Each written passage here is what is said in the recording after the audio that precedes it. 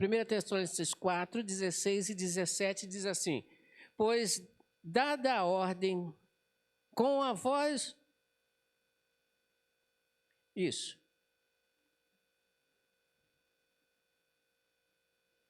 O texto está diferente. Bom, mas a mensagem é igual, né? O texto é a mesma coisa. Porque o mesmo Senhor descerá do céu com alarido e com voz de arcanjo e com a trombeta de Deus. E os que morreram em Cristo ressuscitarão primeiro. Depois nós, os que ficamos vivos, seremos arrebatados juntamente com ele nas nuvens. E encontrará o Senhor nos ares, e assim estaremos sempre com o Senhor. Essa versão é um pouco diferente da nossa, né? Mas a ideia é a seguinte: um dia Deus dará a ordem, e quando ele der a ordem, né, através da voz do seu arcanjo, quando as trombetas soarem, aqueles que morreram em Cristo Jesus ressuscitarão, e nós que aqui estivermos vivos seremos transformados e juntos, aqueles que já morreram e nós, seremos levados para junto com Deus nos ares, diz o texto, e estaremos com ele no céu para todo o... Que dia deve ser esse, hein? Você consegue imaginar? Deus voltando, a trombeta soando e a igreja subindo. Para nunca mais olhar para trás. Esse mundo já passou. Que vitória! Você sabe aquele negócio quando a gente sobe no pódio? Quem já fez competição sabe como é que funciona o negócio. Quem já participou de competição, que já sentiu aquele negócio de levar uma medalha, né? Ganhar uma medalha, de preferência de primeiro lugar, é uma coisa surreal, uma coisa maravilhosa. E triste é para aqueles que ficam para trás. Poxa, eu poderia estar lá, por que eu não fiz mais, por que eu não me esforcei mais, e não consegui chegar lá. Muito bem, esse dia vai ser maravilhoso. Mas voltaremos a esse texto no final. Para você, o que é uma igreja? O que é uma igreja para você? O que é uma igreja para você? Podem falar, eu deixo.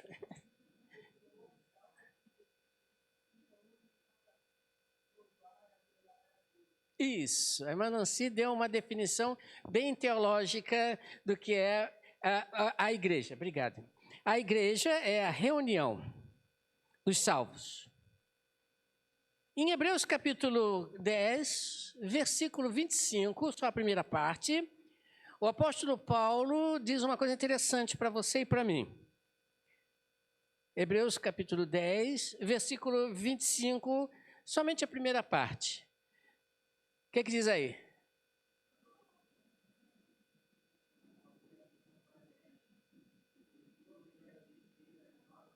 Até aí.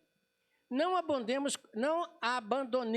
como alguns estão fazendo, o costume de assistir às nossas reuniões. Numa outra versão, Paulo diz o seguinte: não deixemos de nos reunir como igreja. Não é na igreja, como igreja. Por isso que eu fiz questão de perguntar o que é igreja. Veja bem e atenção com isso. Igreja, a palavra igreja, como a irmã Nancy falou, definição teológica, é exatamente convocados para sair para fora, para se reunir juntos em um determinado lugar. Era costume muito naquela época, quando havia uma convocação, e então aquela convocação a população saía para um determinado lugar, uma praça, um salão, e ali juntos, reunidos, discutirem alguns assuntos, resolverem alguns problemas. Até hoje temos inclusive alguns países que funciona isso. Se você for na Suíça, tem um estado, vamos dizer assim, um estado dentro da Suíça, né? A gente fala que acho que é cantão, né? Tem um lugar lá em que o governador vira e volta, chama as pessoas, convoca as pessoas para juntos estarem na praça e ali resolver algumas questões burocráticas, administrativas da cidade. É isso que é igreja. Igreja não é prédio. Igreja não é prédio. Você, quando passa às vezes na rua, olha assim, lá tem uma igreja da Assembleia, uma igreja da Presbiteriana, uma igreja da Batista, uma igreja da Universal. Não, aquilo não é igreja, aquilo é prédio. Aquilo é prédio. É um prédio onde se foi determinado e colocado para que as pessoas pudessem ali estar reunidas, juntas. Mas também igreja não é indivíduo. Eu não sou igreja, você não é igreja. Por que eu digo isso? E eu faço agora de outra forma. Eu digo, o que eu sou? Eu, indivíduo, não sou igreja. O que eu sou? A resposta se encontra em 1 Coríntios, capítulo 3, versículo 16. Paulo, escrevendo à igreja de Corinto, ele diz o seguinte: vocês não sabem que são o quê?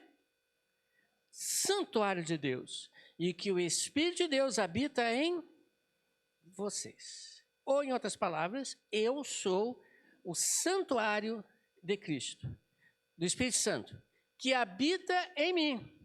Eu sou o santuário, não sou a igreja, porque eu não faço, vamos dizer assim, eu não sou um grupo de pessoas. Eu não sou um grupo de pessoas, eu sou um indivíduo, uma parte desse grupo. Eu estou ali. E Paulo, ainda nos ajudando a entender, em Romanos, capítulo 12, versículo 4 e 5, ele diz aqui exatamente isso. Assim como cada um de nós, diz o texto, tem um corpo com muitos membros. Muitos membros. E esses membros não exercem todos a mesma função. Assim também, em Cristo, nós somos muitos. Formamos um corpo. Um corpo. Então, eu, mais você, mais ele, mais ela, mais... formamos, então, o quê? O corpo. Que é a igreja. Deu para entender? Não existe essa coisa de eu em casa cultuo a Deus, eu em casa sozinho faço parte da Igreja de Cristo. Não, não é assim que funciona. Você pode em casa, né, assistir o culto, você pode participar orando e tal, através da rede, mas não é. Igreja é a reunião, volto a dizer, das pessoas num determinado lugar para juntos fazer o quê? Fazer o quê?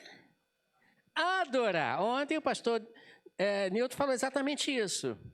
Juntos estamos aqui para adorar. Então, quando nós nos reunimos, nós adoramos a Deus, aprendemos, cantamos, louvamos. Isso é essa reunião que é a igreja. E aonde está a evangelização? Deus não deu ordem para a igreja como instituição evangelizar. Se você ler lá em Mateus, capítulo 28, 19 e 20, que é um texto que eu adoro, por causa dos nossos embaixadores, inclusive, e a gente repete sempre, está lá dito. O que está escrito aí? Portanto, igreja, é assim que está dito? Não, então não é. Portanto, vão e façam. Vão quem? Vão quem? Nós quem? Eu e você. Eu. Portanto, vão vocês, nós, eu, principalmente, e vamos fazer o quê? Discípulos. Nós vamos pregar o evangelho. Eu e você, eu tenho a responsabilidade de ir e pregar.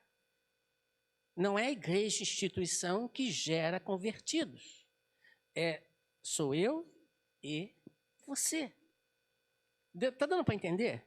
Porque quando eu falo, a missão da igreja é pregar o evangelho, isso fica muito, um pouco, vamos dizer assim, superficial, meio vazio. A responsabilidade não foi dada a uma instituição. A responsabilidade foi dada aos discípulos de Cristo, aos seguidores de Cristo, não uma instituição. Isso não é fácil, irmãos, é fácil. É fácil a gente delegar para um grupo.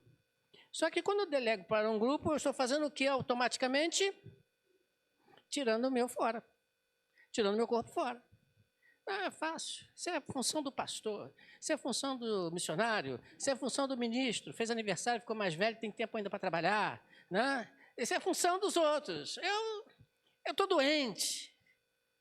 Eu estou incapaz. Tem gente que joga a culpa na doença, joga a culpa na dor de cabeça, joga a culpa nas costas, joga a culpa em todo mundo e fala, deixa eu aqui quietinho. Não. Até porque eu falo o seguinte sempre, se você não tivesse utilidade para Deus, Deus já tinha te levado. Mas se você está vivo, e eu estou vendo que você está vivo, você tem utilidade para Deus. Você tem utilidade. Então, qual é o meu propósito, né? Qual é o objetivo de Deus para mim?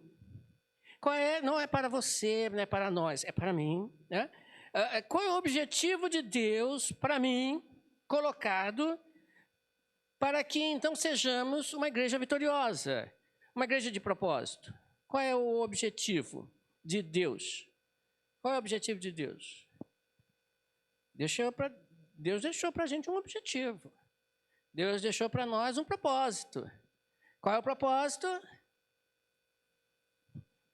Ninguém arrisca, não. Eu escutei aí uma palavrinha pequenininha e baixa.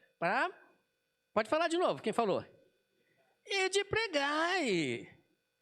Ide e pregai. Esse é o meu objetivo, é o meu propósito.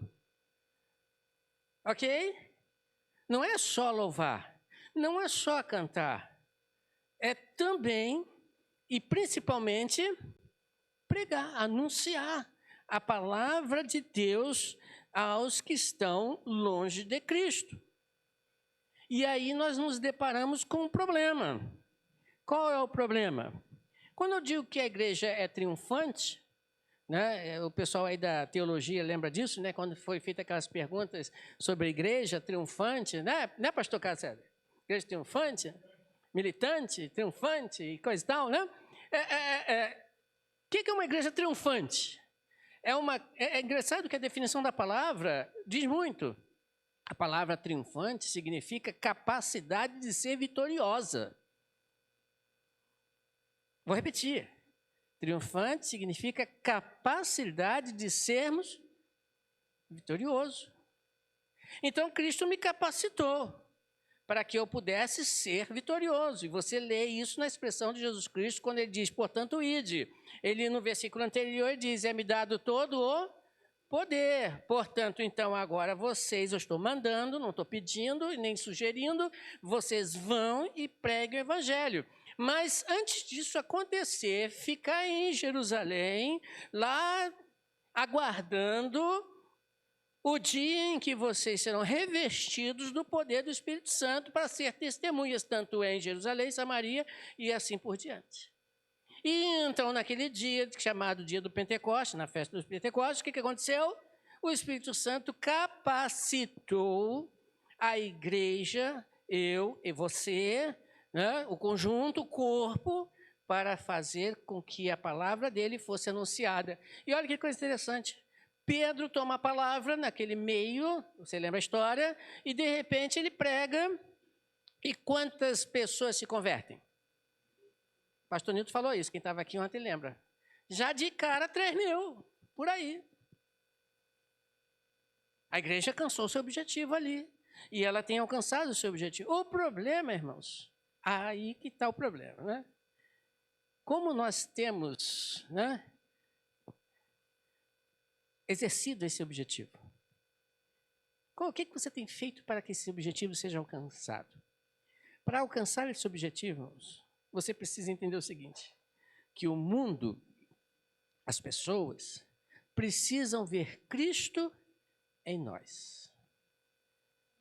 Cristo em nós. E assim como ele e o Pai são um, nós precisamos também ser um com ele. Olha o que ele diz em João 17, 21. Olha só, para você alcançar o objetivo, primeira coisa, você precisa ser um em Cristo, um neste corpo. Veja lá, porque todos sejam um. Deus está orando, Jesus Cristo está orando para Deus e estava se despedindo dos seus discípulos, que estaria voltando para o céu, e então ele pede a Deus, olha, Pai, que todos sejam um, como tu estás em mim e eu em ti, que eles também estejam em nós, para que o mundo creia que tu me enviaste. Para que eu possa pregar Cristo, eu preciso ser um com Deus, um com o corpo, ou no corpo, na igreja. Por que eu estou chamando a atenção disso para os irmãos? Amós, no capítulo 3, versículo 3, eu acho que os irmãos devem já ter lido esse texto, se não o sabem de cor. Veja o que Amós diz no capítulo 3, versículo 3. Olha só que coisa interessante. Amós 3, 3. Enquanto o Data Benção está procurando e colocando, diz o texto, olha a afirmativa. Duas pessoas andarão juntas se não tiverem de quê? De acordo. E aí? Olha só que coisa interessante. Duas pessoas poderão andar juntas se não tiverem de acordo? E essa palavra juntas aí é parecida do hebraico com a do grego, sejam um, que quer dizer unidade. Unidade, um só. E Paulo diz isso, assim como um corpo tem muitos membros, né? A igreja de Cristo também tem muitos membros, eu e você, juntos, um só. E o que é ser um só, que o profeta Amós está dizendo? Deus está dizendo para eles o seguinte, se você quiser depois leia o capítulo todo. Deus está dizendo o seguinte, vocês lembram que eu tirei vocês do Egito? Vocês lembram? De todas as famílias do mundo, eu escolhi vocês. Eu escolhi vocês. E ele diz o seguinte, que há necessidade, ele está dizendo para o povo de Israel, de que Deus e o povo sejam um, para que o mundo visse Deus neles. No Novo Testamento, Cristo diz a mesma coisa. Cristo e a sua igreja. Paulo até faz a comparação dele, Cristo e a sua igreja, como o marido e a mulher. Um só corpo. E ele ainda vai mais adiante, ele não para aí. Eu, indivíduo, e ele, Jesus Cristo, ser um. Só que também vai mais longe. Eu e você ser um no corpo. Eu quero que você entenda o seguinte. A ideia aqui é cumplicidade. Você já escutou essa palavra? Cumplicidade, ser cúmplice? O que é ser cúmplice? Cúmplice é aquela pessoa que, junto com outra, colaboram, trabalham para alcançar o mesmo objetivo, o mesmo alvo. São duas pessoas que juntas trabalham para alcançar o mesmo alvo, o mesmo objetivo. Vou dar um exemplo prático aqui para os irmãos. Depois que eu falar, vocês vão pensar melhor. Todo mundo respira aqui, né? Ou alguém está sem respirar aqui? Não, já ia ficar preocupado se alguém disser, não estou respirando. Já ia ficar preocupado. Todo mundo respira. O respirar é ato voluntário ou involuntário? O pessoal da história de biologia aí. É involuntário, mas às vezes voluntário. Porque você pode dizer assim, vou parar de respirar agora. Não dá muito tempo. Tem que voltar a respirar. Involuntário, ele é principalmente involuntário, porque você não pensa no respirar. Você está pensando agora porque eu falei. Mas você não pensa em respirar. Você vai dormir e fala, meu Deus, será que eu vou parar de respirar? Você não pensa isso. Você vai dormir. E vai dormir bem. A não ser aqueles que têm problemas de sinusite, aquele negócio todo, né? Pois bem, é um movimento involuntário. Mas olha só como funciona esse negócio chamado respiração. Como é que funciona esse negócio de respiração? Vocês que já estudaram há muito tempo lá em biologia, na escola, né? É um negócio simples, eu vou resumir. O negócio é o seguinte, Alguns músculos puxam o pulmão se abre, o ar entra, oxigênio. E depois, lá dentro, há uma troca entre o oxigênio e o gás carbônico, né? E depois o pulmão volta à posição inicial e o ar sai. É esse negócio que funciona. Lá dentro tem algumas células, né, que elas capturam o oxigênio, transferem para o sangue leva esse oxigênio para o corpo, em todos os cantos, para que haja a queima dos combustíveis e assim por diante, energia, e depois traz de volta o gás carbônico e devolve para o pulmão, e o pulmão joga para fora.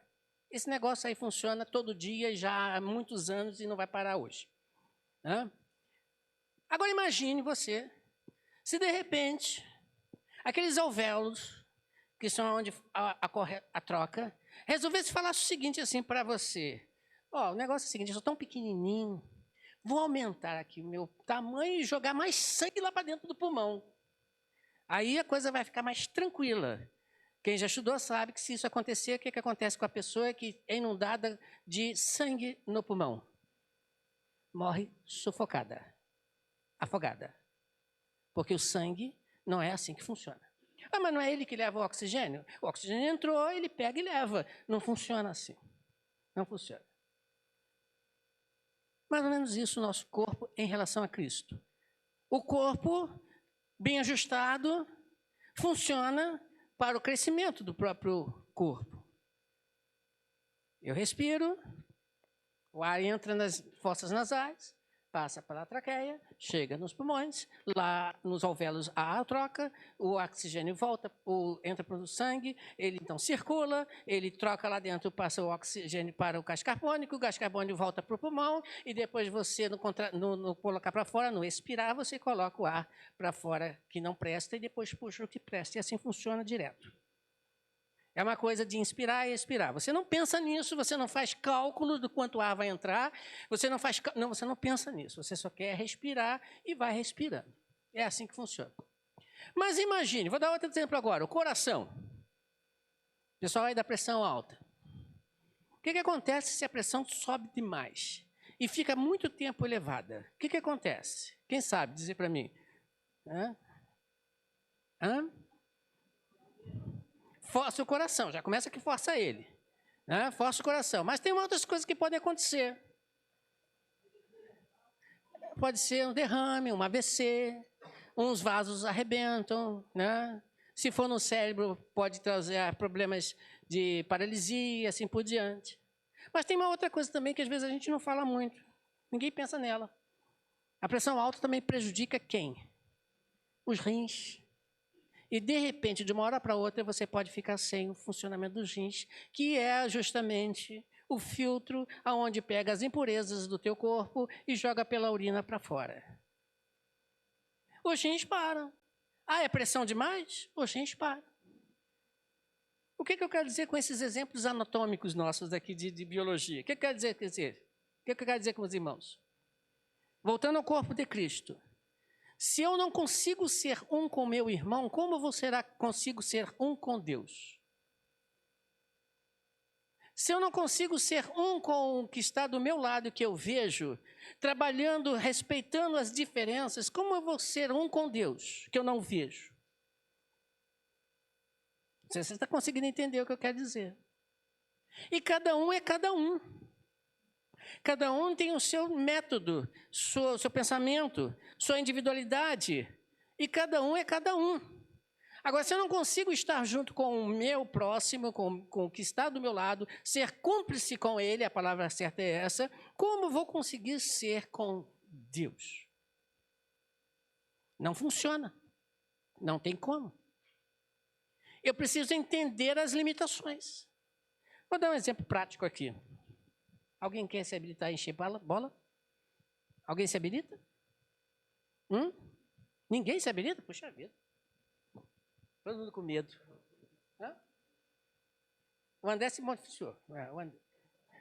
Enche para mim, filho, fazendo um favor. Já que o Manuzinho se habilitou também, vai, enche aqui para mim.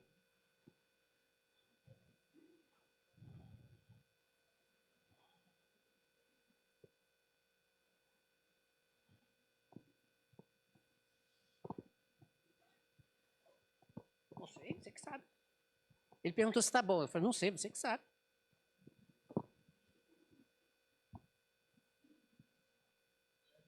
Fecha. Fecha.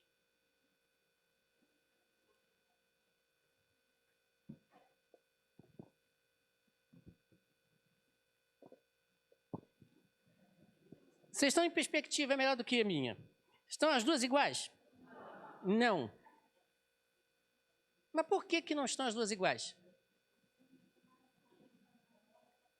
Essa aqui está, ele resolveu encher um pouco mais e esse aqui resolveu encher um pouco menos. Eu vou ver um terceiro agora. Esse sou eu. Vou encher.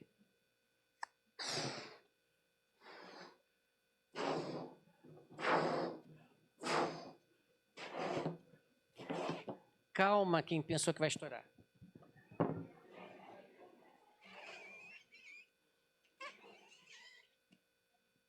Consegui? Hã? E se eu continuar?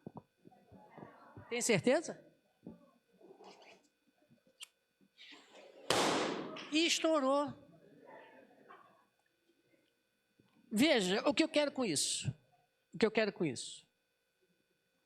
Cada um é cada um.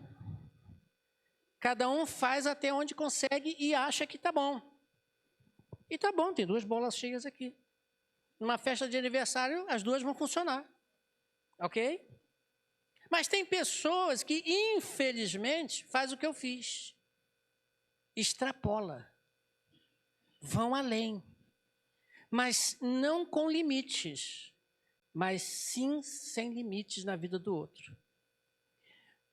Voltando ao exemplo da pressão alta. A pressão aumentou. Alguém vai falhar. Alguém vai escangalhar. Alguém vai quebrar. Alguém vai estourar. O que eu quero dizer com isso, irmãos? O que eu quero dizer com isso? Cristo em nós. Cristo olhando para você, consegue ver esta unidade? E há entre eu e Deus uma unidade perfeita? O que vocês irmãos acham? Há uma unidade perfeita entre eu e Deus? O irmão Dailton falou, disse que sim. Alguém risca dizer não?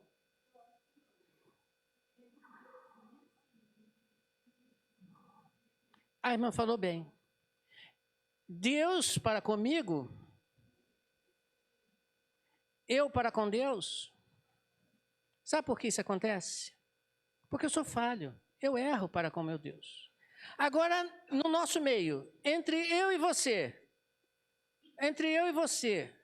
será que nós temos uma unidade perfeita? Hã? Não, por quê? Porque somos diferentes e temos um problema sério. Eu, às vezes, quero ser mais do que o outro. Eu, às vezes, quero cobrar mais do que o outro. Às vezes, eu quero... Enfim, existem muitas possibilidades. E aí escangalha o segundo item. Segundo ponto. O mundo precisa ver Cristo em nós em amor. Veja o que João diz em capítulo 13 do seu Evangelho, versículo 34 e 35. João 13, 34 e 35. Não é um pedido. É o quê? É uma ordem, é um mandamento, que deve ser obedecido. E ele diz assim, ame-se o quê? Uns aos outros, como eu os amei. Aqui, irmãos, esse texto aqui é lindo, irmãos. Essa palavra amem, ame-se, amar. Essa mesma palavra, amar, vem do grego, acho que todo mundo sabe, né? Nem vou falar, vocês vão dizer para mim. Vem do grego? Não sabe? Amar. Vem do grego? Já está dizendo. Ágape.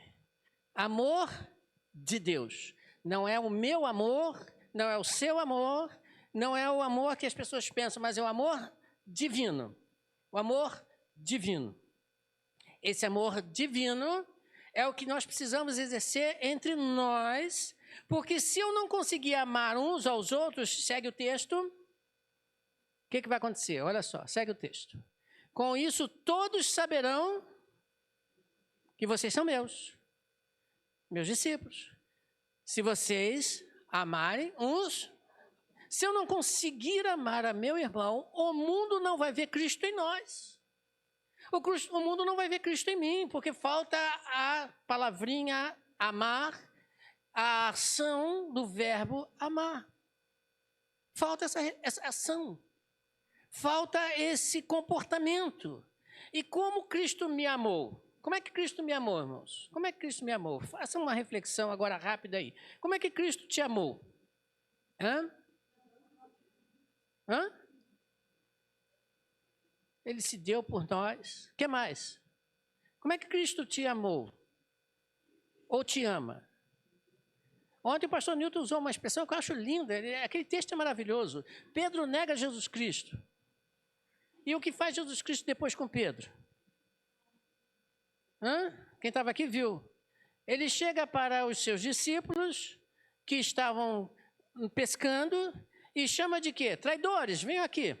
Não é assim? Não, ele chama os discípulos de filhos. Aí Pedro chega na água, come tal, na terra, aliás, come. E aí depois Jesus Cristo chega para Pedro e fala assim, Pedro, tu me amas? Ele faz Pedro refletir. Ele faz Pedro pensar. Ele não faz a pergunta, Pedro, tu é perfeito? Você aprendeu a lição? Olha, eu estou te dando uma segunda oportunidade, você não merece não, tá? Ele não falou isso. Ele simplesmente chega para Pedro e diz, Pedro, tu me amas? Como a esse? Tu me amas mesmo? Pedro reconhece sua falha e diz, Senhor, sabe que eu te amo, mas não é como aquilo que deveria ser. Aí vem a ordem, olha que coisa interessante, apacenta os meus cordeirinhos, apacenta as minhas ovelhas. Pedro não é crucificado porque ele errou, mas ele é perdoado e regenerado por Cristo. Muitas das vezes nós, por menos, fazemos mais. O amor não existe. Você já ouviu aquela expressão que alguém já disse, eu ser crente igual aquele cara? Eu ser crente igual aquela mulher? Eu ser crente que nem aquele rapaz? Prefiro viver do jeito que eu estou. Sabe por que ele está dizendo isso? Porque a tua vida não é uma vida pautada no amor. Ele não consegue ver o amor na tua vida. Não consegue. Ação e reação. Bateu, levou. Não consegue. Não é assim que funciona. Como é que eu vou conseguir amar o meu próximo como a mim mesmo? Como é que eu vou conseguir amar? Primeiro, eu preciso amar ao meu próximo, já dei até o spoiler agora, né? Eu preciso amar ao meu próximo como eu me amo. Então, a primeira coisa, eu preciso me amar. Um dos grandes problemas nos nossos consultórios de psicologia são pessoas com problemas chamados depressão. Depressão, tem muitos desses casos aí. A pessoa é deprimida. A pessoa deprimida é deprimida por quê? Existem muitos motivos, mas um deles é ele não consegue se amar. Ele não consegue se amar. E vive numa constante depressão e pior, pisando nos que estão do lado dela. Pisando do lado daqueles que estão querendo estar junto com eles. Porque eles não conseguem se amar. Eles não conseguem olhar para si e olhar para si e ver a pessoa maravilhosa que ela é. Pense, irmãos, raciocine comigo. Todos nós somos preciosos. Todos nós temos o nosso valor. Todos nós temos a nossa capacidade. Não há um que seja pior do que o outro. Você já leu aquele ditado que diz aí, ou já ouviu aquele ditado que temos telhado de vidro? Você já ouviu? Mas é uma verdade. Às vezes nós jogamos pedra no outro porque ele errou nisso ou naquilo, fez isso ou fez aquilo, falou aquilo ou não falou, e você esquece de si mesmo. Não, olhe para si primeiro. Primeiro você. Uma vez eu citei aqui, né, acho que foi aqui que eu citei, quando você anda de avião, quem já andou de avião, funciona um negócio interessante. Nas instruções iniciais, aqueles tripulantes vão dar instruções de socorro e tal, né? Ele diz assim, ó, se acontecer perda de pressão e tal, o ar sair, vai cair de cima de vocês umas máscaras. Aí você faz o seguinte, põe primeiro naquele que está precisando. É assim que eles falam, quem já andou de avião? Não. Ele diz assim, põe primeiro em você, para depois ajudar aquele que está do teu lado. Primeiro é você. Não estou dizendo que você deve ser egoísta, egocêntrico. Não, não é isso. Você precisa entender que para que você possa amar o seu próximo, você tem que primeiro amar você mesmo. Senão não funciona. Não funciona. Então, primeira coisa, você precisa amar a si mesmo. Segundo, você precisa amar o outro, não com os teus olhos, mas com os olhos de Deus. É aqui que é interessante. Você só consegue amar o próximo se você amá-lo com os olhos de Deus, não com os teus. Sabe por que os teus não é um bom olhar? Porque o teu olhar é tendencioso, o teu olhar é malicioso, o teu olhar é falso. O teu olhar, muitas das vezes, passa aquilo para o outro que não é aquilo que você está querendo dizer. Primeiro, você tem que olhar com o olhar de Deus. Voltando ao exemplo de Pedro que eu acabei de dizer. Cristo chegou para, de Judas, perdão. Cristo chega para Judas, no momento da traição, quando Judas vai dar o beijo em Jesus Cristo, ele vira para Judas e diz o quê? Amigo. E não traidor. Ele não faz isso. Ele não faz isso. Ele chega para Judas e diz, amigo. Ele chega para os seus discípulos que abandonaram a ele, filhinhos. E ele não chega para você e diz, você caiu, né? Também agora não te ajudo mais. Ele não faz isso com você. Nunca fez e nunca vai fazer. Não é que ele seja um Deus permissivo, tudo pode, faz à vontade. Não, não é isso. Existem as consequências para os erros, isso é fato. E Deus castiga quem ama, Ele quer corrigir, Ele quer ensinar, quer instruir. Mas Ele nunca nos abandona. E às vezes, muitas das vezes, nós abandonamos o nosso próximo só porque pensa diferente. A bolinha que a gente encheu aqui, né? E aí colocamos, às vezes, pressão demais e acabamos estourando o que está do nosso lado, que precisa de nosso apoio. Precisa do nosso amor, precisa de estar junto com Ele, assim como Cristo estava junto com Deus, assim como Deus e Cristo são um. Isso é a igreja. Se você olhar lá em Gênesis, não coloquei aqui, mas não tem problema, os irmãos conhecem o texto, Gênesis capítulo 1, versículo 1, 2 e 3, você vê ali a Trindade. Os três criando o universo. Os três criando o planeta Terra. Os três criando você e eu. O primeiro versículo diz, no princípio era o verbo... Estou falando, citando João. No princípio criou Deus os céus e a terra. Se você pegar a palavra hebraica Deus, ali, você vai ler em hebraico Elohim, que quer dizer deuses. Não é que os três são três deuses, não.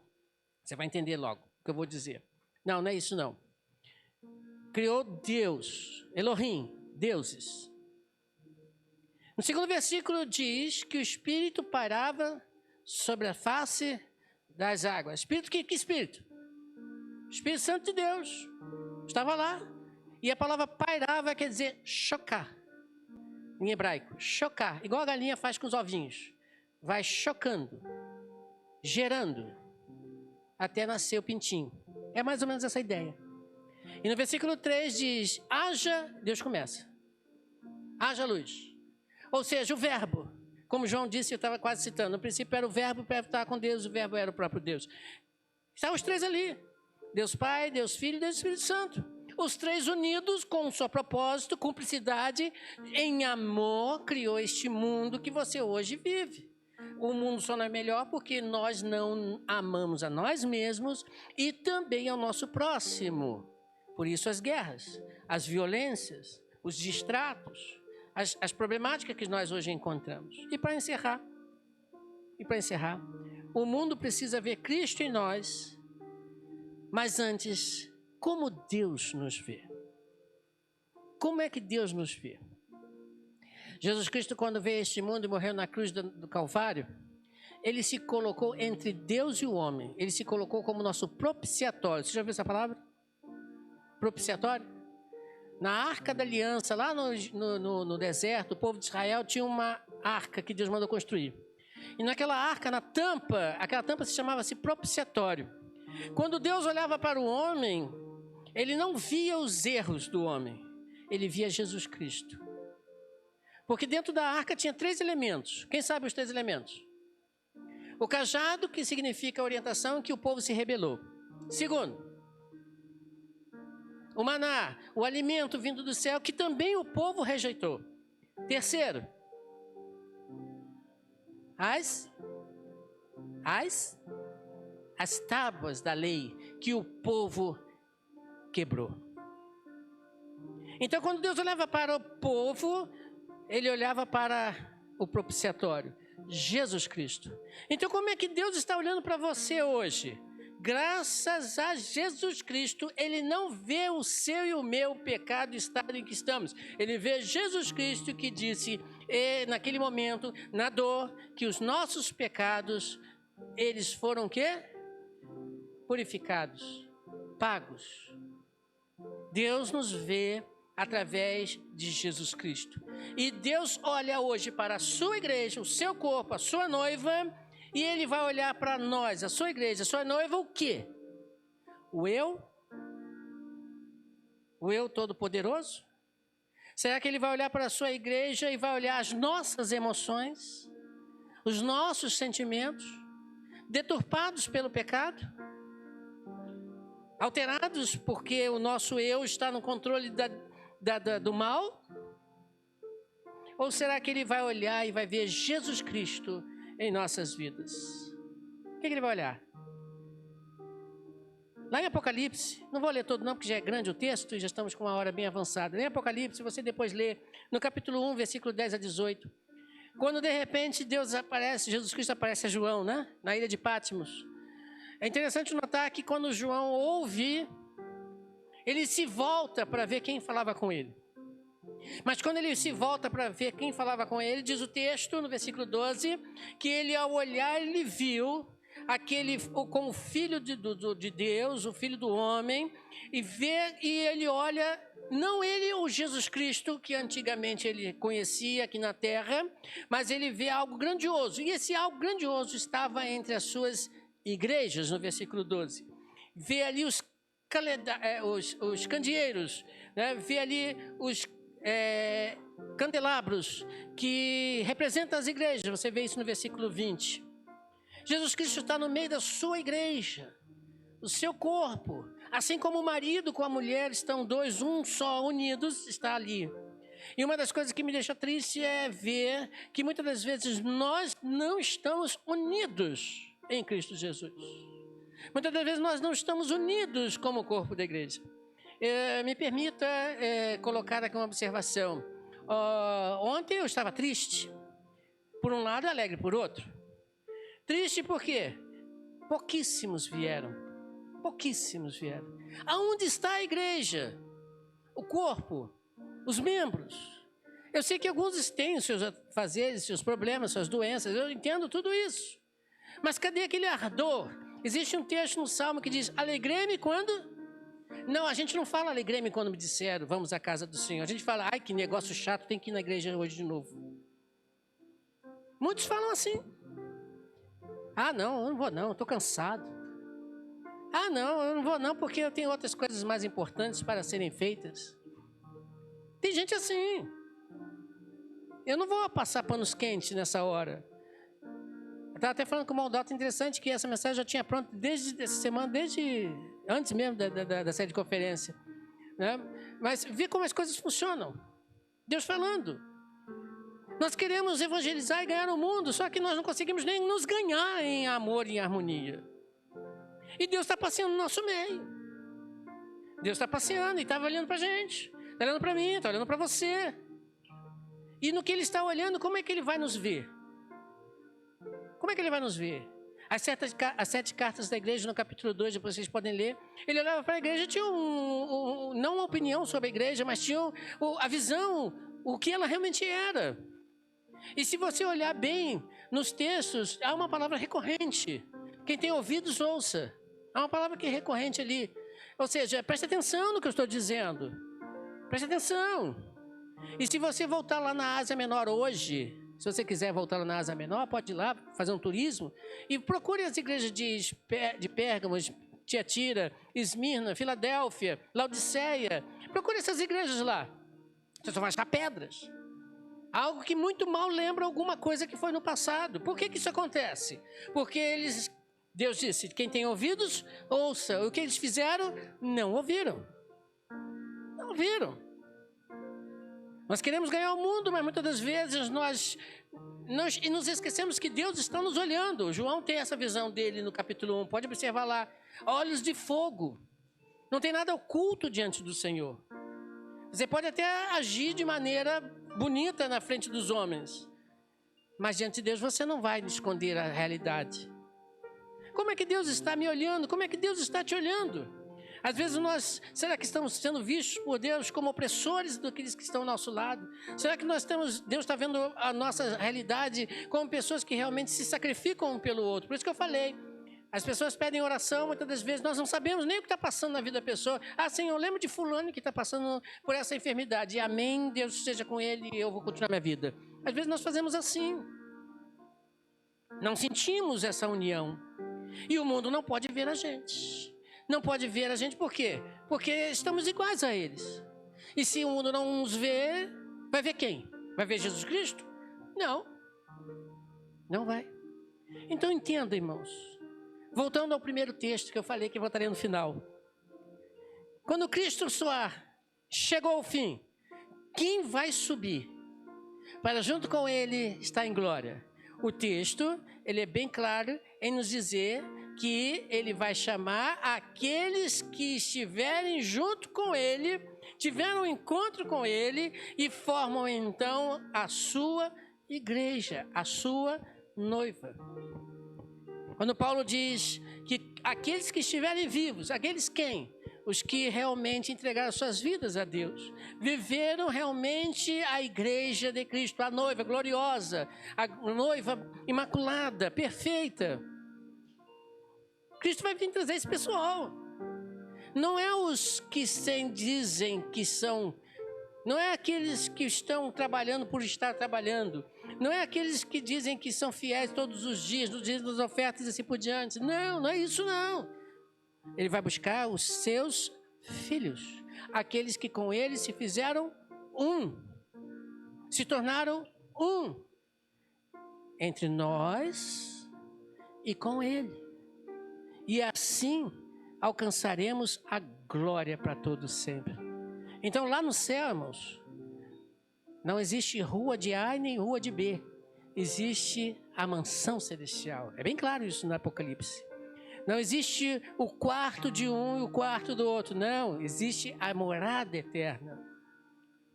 Então veja, se eu não consigo ser um com meu irmão que estou aqui do meu lado, repito, como já falei, como eu vou conseguir entrar no céu e viver junto com ele? Se eu não consigo nem olhar para a cara dele. Se eu não consigo nem tolerar os erros dele. Se eu não consigo nem amá-lo como Cristo me amou. Não entra. Quem não for de Cristo não entra. Por isso nós temos que pregar o Evangelho. E por isso nós muitas vezes não pregamos o Evangelho. Porque não temos este amor, o amor de Cristo, o amor verdadeiro em nossas vidas. Então, irmãos, concluindo. Prestem bem atenção. Entrarão no céu os que com ele são um, ou é um, né? Aqueles que estão juntos, unidos, cúmplices com ele. Só entrarão no céu aqueles que realmente viverem o amor de Cristo, o amor perfeito, não o amor do homem. Entrarão no céu aqueles que olharem para Cristo e pedirem a Cristo que os transforme, para que Jesus Cristo seja o propiciatório das suas vidas. E ele, quando olhar a sua igreja, ele não vai ver você pecador, mas vai ver você regenerado por Cristo Jesus. Pense nisso. Só no céu entra esse pessoal. E é cada um por si. Não existe aquele negócio de marido abençoar a esposa, esposa abençoar o marido, pai e mãe abençoar os filhos, filhos abençoar os pais, irmãos abençoar os irmãos. Não existe esse negócio. Existe filhos de Deus. Entenda isso. No céu só entram os filhos de Deus, os regenerados, os que viveram Cristo Jesus. Então, por favor, entenda isso. porque é isso que Deus quer para a nossa igreja. Uma igreja com propósito. É aquela igreja que evangeliza, é uma igreja vitoriosa, é aquele que o indivíduo, eu e você, faz a sua parte para o bem crescimento do corpo, para o bom desenvolvimento do corpo de Cristo. Que Deus possa nos abençoar. Vamos orar? Depois tem música, né?